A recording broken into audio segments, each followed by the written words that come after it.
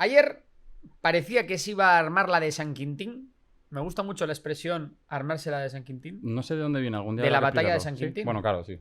La batalla de Tiene todo San el sentido del Quintín, mundo. una gran victoria de los tercios españoles sobre las tropas francesas, tras la cual Felipe II podría haber marchado sobre París, pero como era Felipe II el prudente, decidió que no era el momento. Pero bueno, podrían haber añadido otra corona al reino. Por cierto, en honor a la batalla de San Quintín se construyó el monasterio de San Lorenzo el Escorial. Mira que bien haber preguntado, ¿eh? Que me has venido Así con toda la que Wikipedia de repente. Eso que te sacas. Bien, bien. Bueno, el caso es que se armó parecía que se iba a armar la de San Quintín. Y la verdad que todo lo contrario. Fue un teatrillo, ¿no? Cuéntanos un poco qué pasó. Sí, Irán lanzó un ataque con misiles balísticos de corto y medio alcance contra la base aérea estadounidense Al-Udeid, en Qatar.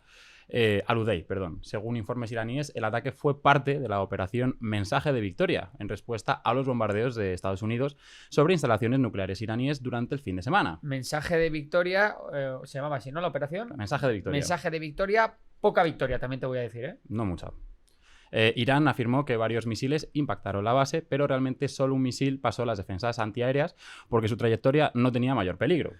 Pero realmente, esto que no está contando David, tenía truco, ¿no? Y es que Irán había informado a Qatar y a las fuerzas estadounidenses para minimizar los daños humanos, lo que permitió tomar precauciones y emitirse una orden de refugio en lugar para personal estadounidense.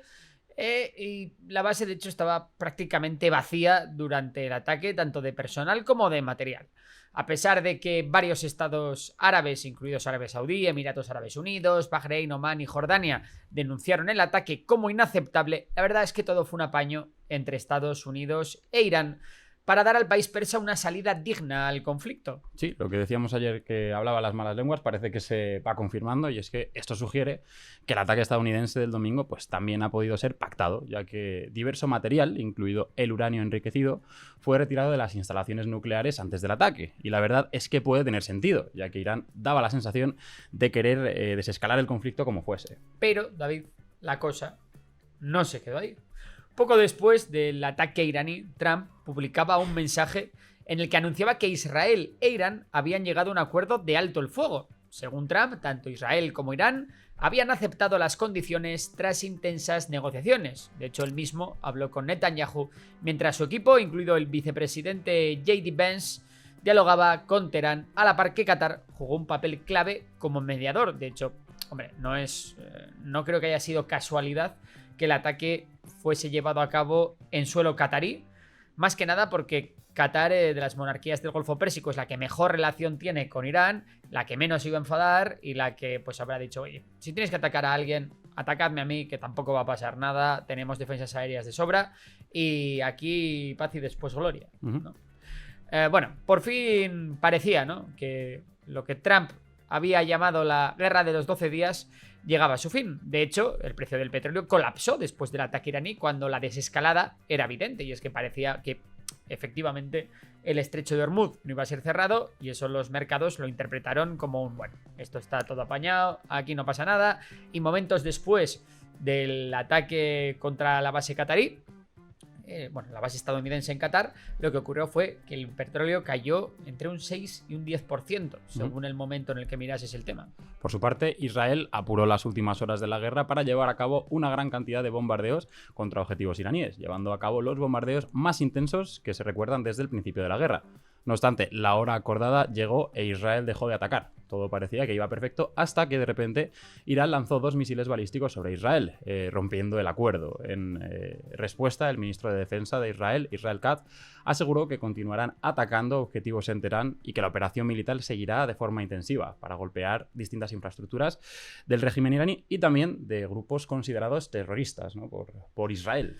Sí, sin embargo, Irán negó decir que había lanzado dichos proyectiles, y la verdad es que no tenía mucho sentido, porque tú eras el más interesado en que hubiese una paz, tú has pactado un ataque con Estados Unidos, ¿por qué después de la hora del alto el fuego ibas a disparar 2 misiles balísticos contra Israel, que tampoco iban a ningún sitio y no iban a conseguir nada más que torpedear ese acuerdo del alto el fuego? Bueno, ¿qué ocurrió ahí? ¿Qué pasó? Bueno, aún no lo sabemos. Ojo, a fecha de grabación de este vídeo Todavía la cosa no está segura, pero todo apunta a que hay problemas en el seno del régimen iraní. Es muy posible que a día de hoy la cadena de mando en la Guardia Revolucionaria Islámica no esté del todo clara. De hecho, bueno, podría haber una falta de coordinación o incluso divisiones internas, lo que explicaría estas contradicciones, ¿no?, en la respuesta iraní al alto el fuego.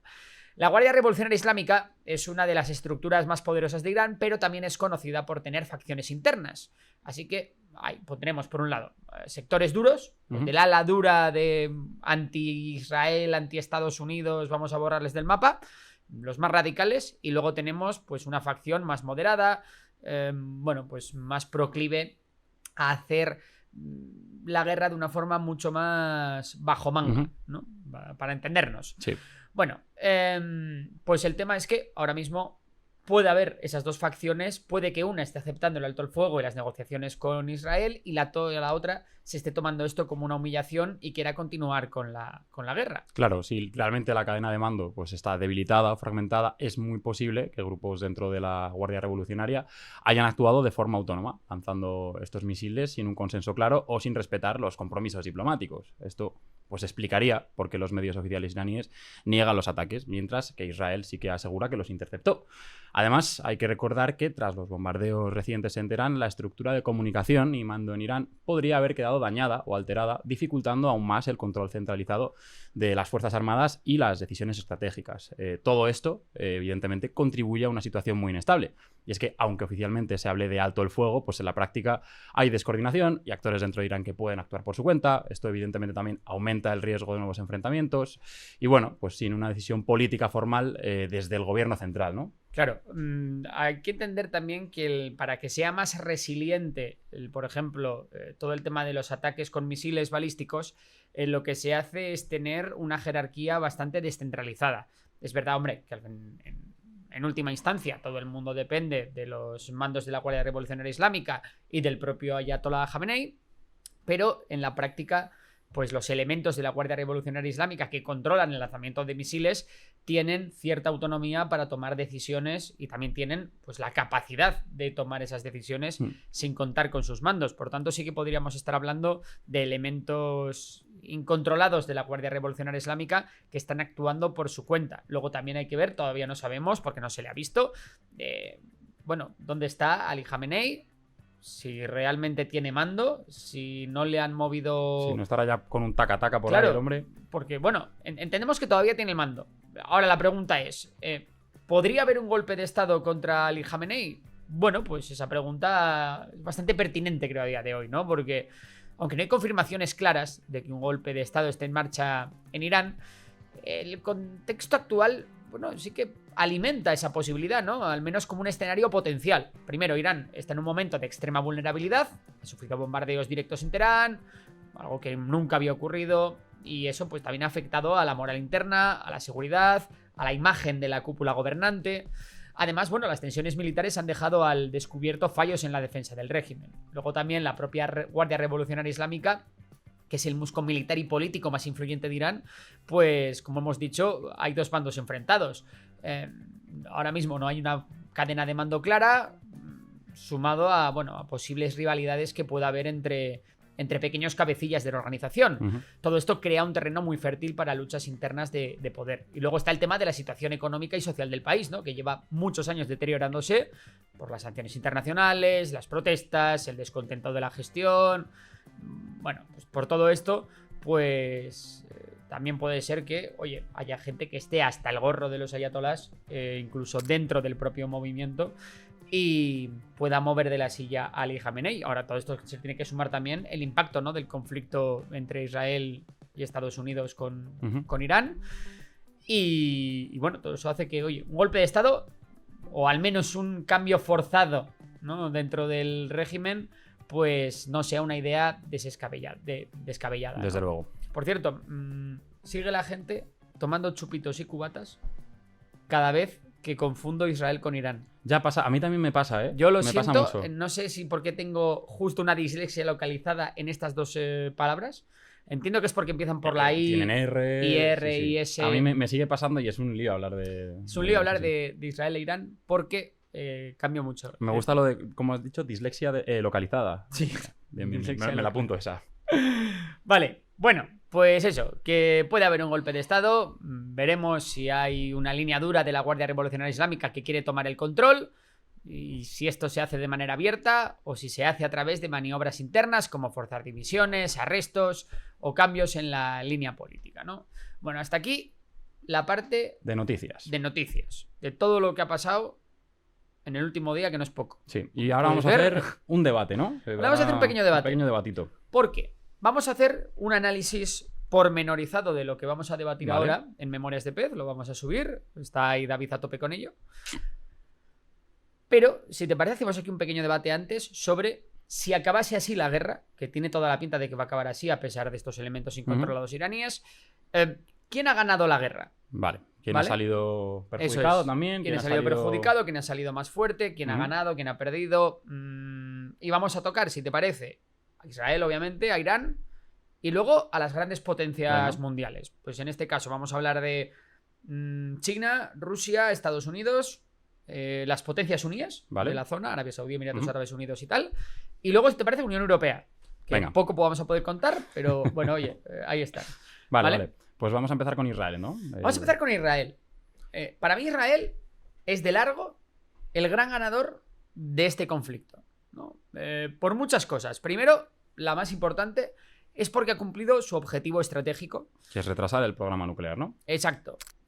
Israel empezó esto para retrasar el programa nuclear iraní, Ujú. y bien sea porque lo ha destruido, bien sea porque ha acabado con los científicos que lideraban el proyecto, o bien sea porque ahora va a haber un acuerdo de alto el fuego que seguramente incluya pues que Irán no desarrolle armas nucleares, ha conseguido su objetivo, Sí. ¿vale?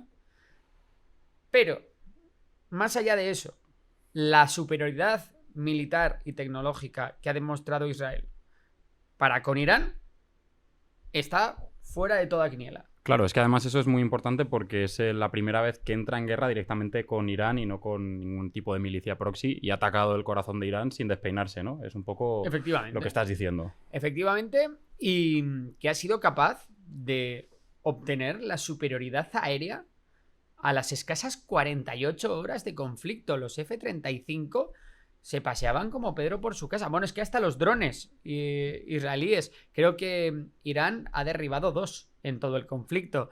Hemos visto cómo Israel ha destruido cazas, los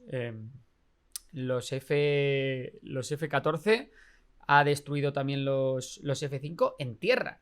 Eso ya es muy importante. Más luego todos los lanzadores de misiles,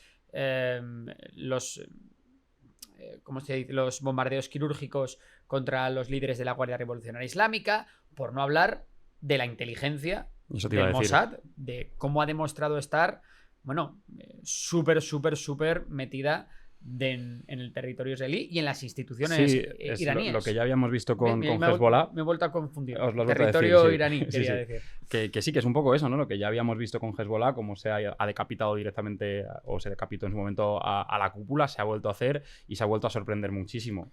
Sin duda, yo creo que sí, que Israel ha demostrado una superioridad militar sin parangón. Sí, y hasta el punto de que el Mossad consiguió montar una base de drones Ujú. dentro del territorio iraní. Sí, luego por no hablar de otra cosa que también es muy importante, que es que Israel ha conseguido hacer esto sin tampoco levantar mucho fuego, ¿no? Y además teniendo a Estados Unidos siempre de aliado, e incluso ya hemos visto como dentro de la Unión Europea, como el Mercho, por ejemplo, ha declarado también que Israel tenía derecho a defenderse, o sea que mientras Israel estaba pasando un momento bastante crítico a nivel internacional, de repente los actores, en este caso europeos, han vuelto a cerrar filas otra vez sobre... El Merchos, Friedrich Merz, llegó a decir que, bueno, que incluso nos estaban haciendo el trabajo sucio.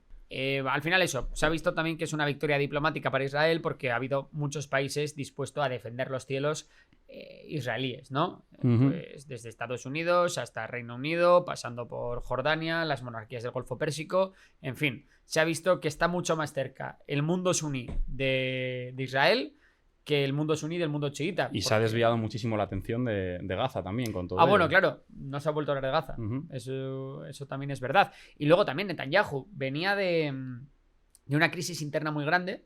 De hecho, acuérdate que días antes Sí. de esta intervención estuvo a punto de dejar de ser presidente y ahora pues nadie cuestiona su liderazgo. Muy probable también que todo esto bueno, pues viniese después de ese reforzamiento político de forma premeditada, ¿no? En el momento en el que él ya tiene la clave, pues para adelante. Totalmente. Ahora, deberes para Israel, sin duda.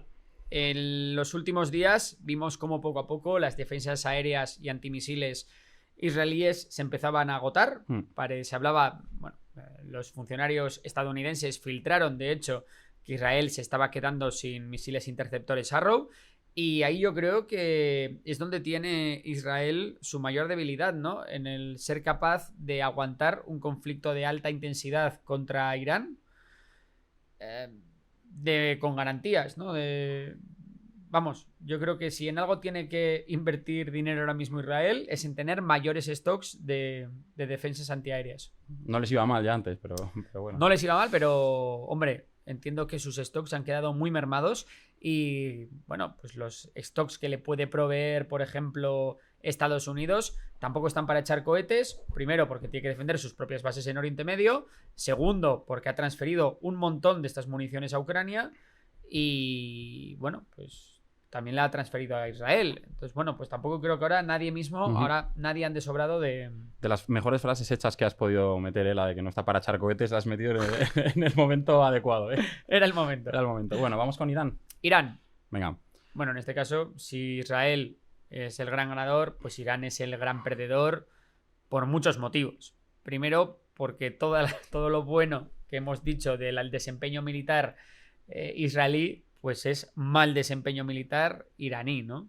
A mí, más allá de eso, de que se hayan dejado dominar los cielos, de que no haya habido prácticamente ninguna respuesta firme y decidida por parte de Irán ante la agresión israelí, a mí me parece muy sintomático, por ejemplo, que Hezbollah no se haya inmiscuido en la defensa de su aliado. El eje de resistencia está absolutamente debilitado, no hay ninguna duda. Yo creo que se la han devuelto, porque también es verdad que Irán prácticamente no hizo nada, solo hizo un ataque de cara a la galería cuando Israel acabó con la cúpula de Hezbollah.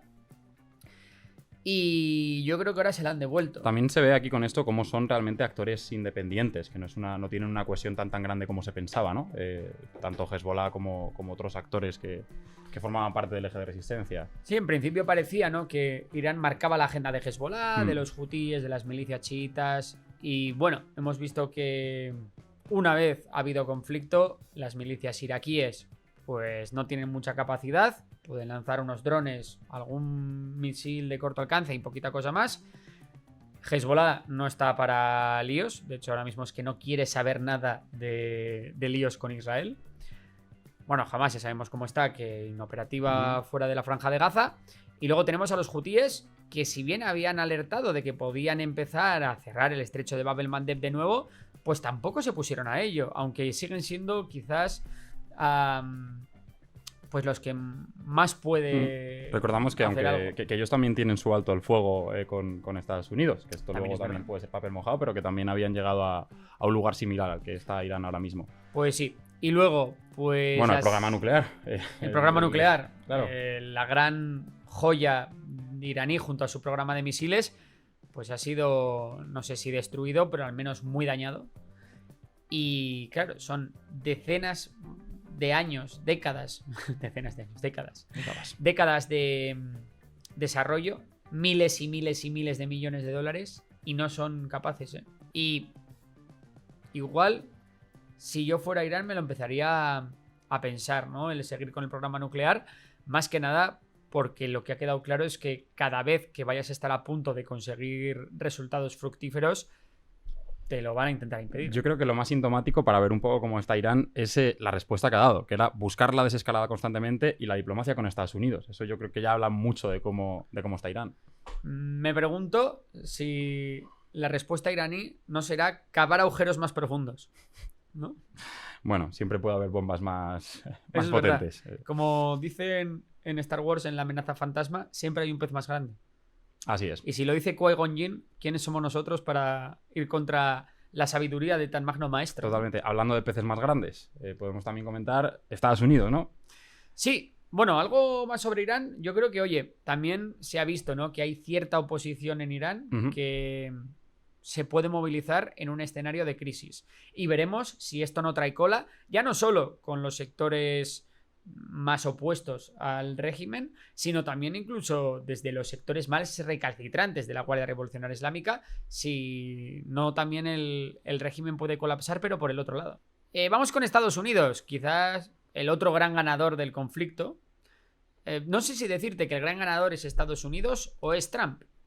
Porque, bueno, por un lado, Estados Unidos, pues ha ganado el premio gordo sin mancharse demasiado, en el sentido de que ha conseguido también su objetivo de debilitar a Irán y de que no complete su programa nuclear.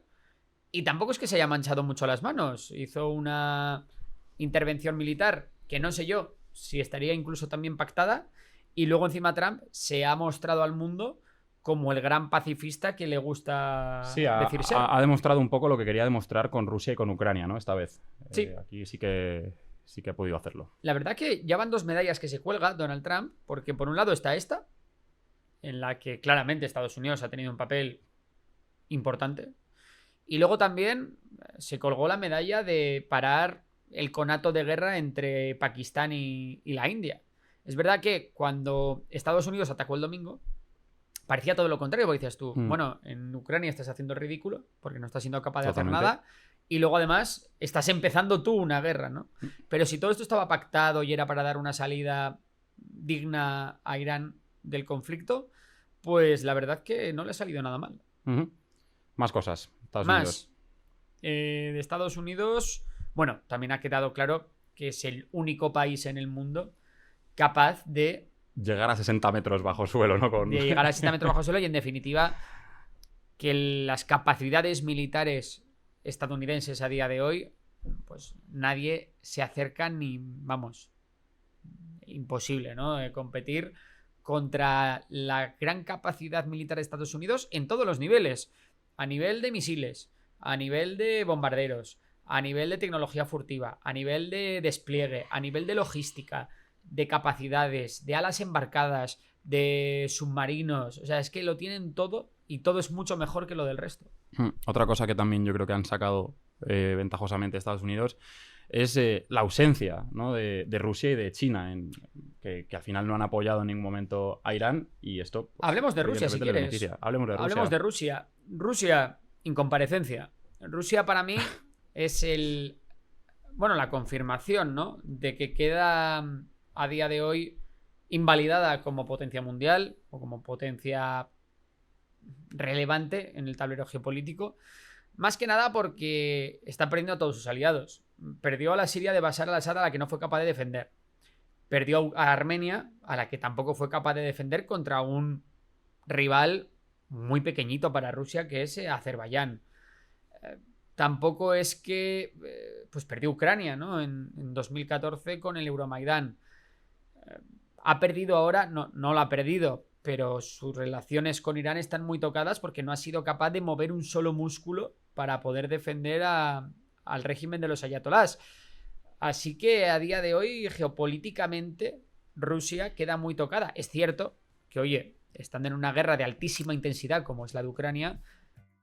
¿Qué comentamos de China? Yo creo que China ha hecho la jugada de siempre, ¿no?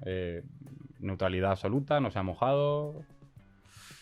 Sí, pero pacificador. Pacificador. Pero es verdad que ese papel de mediador que le gusta mucho a China, esta vez se lo ha llevado a Estados Unidos. O sea, ha vuelto a demostrar Estados Unidos. Bueno, pero ha tenido que entrar en el conflicto, que eso siempre tiene un... Bueno, pero prácticamente no se ha manchado las manos. Lo que quiero decir es que China no ha pintado nada estos días. Es que no han hecho nada, más allá de hacer declaraciones. Bueno, pero ni falta que le hace, ¿no? Porque no es su juego, nunca es su juego. Bueno, no es su juego, pero sí que China necesita tener influencia en Oriente Medio. No es su juego, pero el régimen de los ayatolás ha estado a punto de caer y es uno de sus mayores aliados, por no decir su mayor aliado en la región, y uno de sus grandes proveedores de gas y petróleo. Por tanto, yo creo que China ha estado jugando con fuego. Sabemos que China no se quiere meter en estas cosas, pero este papel de literalmente no hacer nada, de hacerse un Mariano Rajoy... O sea, ¿tú crees que aquí no les ha venido tan bien como en otros casos, ¿no? Yo creo que no. Vale. Yo creo que no. Creo que pues no podemos decir que no tenga interés en la región, porque fue China quien auspició el acuerdo para que Arabia Saudí y China retomasen sus relaciones diplomáticas. Por tanto, a China sí le interesa. Lo que pasa que en ese afán por no meterse, para no verse salpicada, está perdiendo influencia en la región. Yo eso lo veo claro. Pero vamos, que también entiendo que los aliados de China tomarán nota de que cuando tengas un problema no pretendas contar con esta gente, ¿no? Importante eso, sí. Bueno, vamos con otra gente interesante por aquí. Las potencias suníes, ¿vale? Arabia Saudí, Emiratos Árabes Unidos, otros países como Jordania, por ejemplo, Egipto, si me apuras, ahora la Siria de Ahmad al-Shara. Bueno, ¿qué podemos decir de las potencias suníes? Pues hombre, yo creo que las potencias suníes, en primer lugar, y sobre todo Arabia Saudí, ver caer a ese enemigo chiita de toda la vida, pues no les viene mal. Luego, por otra parte, hemos visto cómo se han ido cada vez acercando más a Israel y que cada vez muestran más sintonía con Israel, con lo que en este caso era el eje de resistencia, que no iba a ocurrir nunca, ¿no? Yo creo que este conflicto les ha salido muy bien. Primero porque les ha salido prácticamente gratis, no se han tenido que mojar. No han quedado mal con el mundo musulmán porque no se han metido directamente y la asistencia que ha dado a Israel en materia de defensa ha sido un poco testimonial, por tanto no han quedado mal con su propia población y han conseguido pues que Irán no obtenga armas nucleares, cosa que para Arabia Saudí es tremendamente importante porque no quieren estar en desventaja, ¿no? contra Irán. De hecho, Arabia Saudí ha llegado a decir que si Irán obtiene armamento nuclear, ellos iban a tener que hacer su propio programa. Así que bueno, yo creo que bien por la parte de las potencias suníes, se pueden ir contentas de este conflicto. Aparte, bueno, no hemos hablado de Qatar, que lo hemos mencionado antes, bueno, Qatar, como un actor un poco distinto de todo esto. También ha quedado claro su papel como mediador. Su papel de neutralidad otra vez, que es a lo que están apostando siempre. En el caso de Qatar se ha ganado el favor de Estados Unidos, ha quedado bien con Irán. Y a su vez, incluso hemos visto cómo países rivales de Qatar, como puede ser Arabia Saudí o Emiratos Árabes Unidos, condenaban el ataque iraní a suelo qatarí. Yo te diría que Qatar, dentro de todas las potencias suníes, quizás para mí es de las que sale más beneficiada, porque pica de un sitio y del otro. Es muy probable que sí. Sí. Es verdad que sobre Qatar no pesaba tanto la amenaza nuclear iraní. Entonces, bueno, eso sin más. Pero bien. Pero por eso mismo, es quien menos enemigos tiene y quien más aliados hace aquí. Sí. Y luego tenemos a tus amigos, David, a la Unión Europea. La Unión Europea deeply concerned otra vez, ¿no? Deeply concerned. Hemos visto que esta vez al menos no ha demostrado mucha agilidad en la respuesta. Tampoco sé si la querían tener. Porque no hemos visto a ningún país. Bueno, a Alemania le hemos visto muy decidido en la defensa de Israel, pero sin mover un solo dedo. Que no sé tampoco si eso internamente acaba beneficiando a la Unión Europea, no lo tengo muy claro. No lo sé. Francia hablaba de que podía llegar a defender a Israel, pero tampoco es que se haya metido mucho en el tema. Y la impresión que a mí me da es que Europa la influencia no pinta nada de la Unión Europea en Oriente Medio es prácticamente nula. Sí. Cuando realmente mucho territorio en Oriente Medio fue en el pasado colonia europea. Por tanto, debería haber un poco más de... Te iba a decir, y cuando hay muchos migrantes de Oriente Medio también en Europa. Claro, esa es otra, ¿no? Que lo que quiere evitar Europa ante todo son olas migratorias por un lado, y por otro lado lo que quiere evitar es, bueno, pues que tenga que meter mucho dinero en algo. Claro, pero no tiene peso político suficiente para hacer nada, ahora mismo, diría yo. Ni peso político ni capacidades militares, porque claro, ¿cuál es la capacidad de proyección a día de hoy de la Unión Europea? De proyección de fuerza. Bueno, pues las bases que pueda tener, no sé, pues Italia en Djibouti, por decirte algo, o Reino Unido, los grupos embarcados, pero tenemos el portaaviones francés, el español. Claro. Bueno, es lo que tiene depender tanto de Estados Unidos, y es algo que hemos hablado muchas veces. Claro. Pero es eso, que aunque hubiera querido Europa meterse en este conflicto, no tiene realmente casi capacidad. El Reino Unido sí, pero el resto de países europeos no tienen demasiada capacidad para proyectar su fuerza a Oriente Medio. Bueno, una de las bases que se ha atacado, por cierto, era una base conjunta de Estados Unidos con Reino Unido, ¿verdad? Me Efectivamente. Sí. No, Reino Unido sí. Reino Unido creo, de hecho, que se ha perfilado como el principal aliado occidental de Estados Unidos.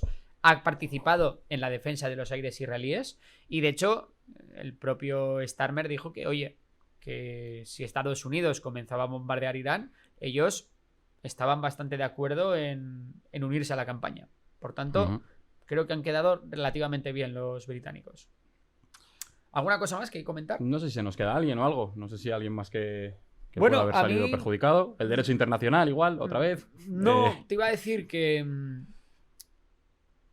siempre decimos que las defensas antiaéreas en la guerra de Ucrania están muy por encima de los ataques, ¿no? Parecía que había una red son lo suficientemente densas como para aguantar conflictos de alta intensidad y tal, pero la verdad que esta guerra de salvas creo que ha beneficiado más a las capacidades ofensivas sí, que a las defensivas. Y quien sale muy bien parado realmente son los cazas de combate, ¿no? Porque se empezaba a especular con que los cazas de combate, los F-35, los F-16, los F-18, en fin, los F-22, cualquiera, ¿no? Los de fabricación soviética. Bueno, pues ya habían perdido un poco su sentido, ¿no? Porque son plataformas muy caras que en la guerra moderna no iban a tener mucho sentido porque, bueno, ya había muchas defensas antiaéreas y que la cosa no iba a tener ya mucho sentido gastarse tanto dinero. Sin embargo, en esta guerra hemos visto como efectivamente los cazabombarderos han sido los verdaderos ases de la aviación. Sin embargo, los misiles balísticos... Totalmente. También con todo esto vemos cómo cada guerra al final acaba siendo un tablero completamente distinto que funcionan cosas muy diferentes, ¿no? Sí. Totalmente. Ha sido una guerra... Por ejemplo, yo esperaba más protagonismo de los drones de largo alcance. Yo pensaba que Irán, con esas decenas de miles de drones de largo alcance que se han visto casi más en la guerra de Rusia-Ucrania que en esta, ¿no? Prácticamente no los hemos visto. Sí, hombre, pues hemos visto, bueno, alguno que era derribado en el espacio aéreo jordano. Había reportes de que se habían enviado unos pocos cientos, pero mucho menos de lo que yo me esperaba. Yo me esperaba literalmente oleadas de miles de drones AD y no ha sido así para nada. Así que, bueno, no sé si es porque no hay capacidad, porque no se ha podido o porque literalmente era muy fácil derribarlos. No sé exactamente qué es, pero yo creía que era una arma que iba a permitir a Irán hacer mucho daño a Israel.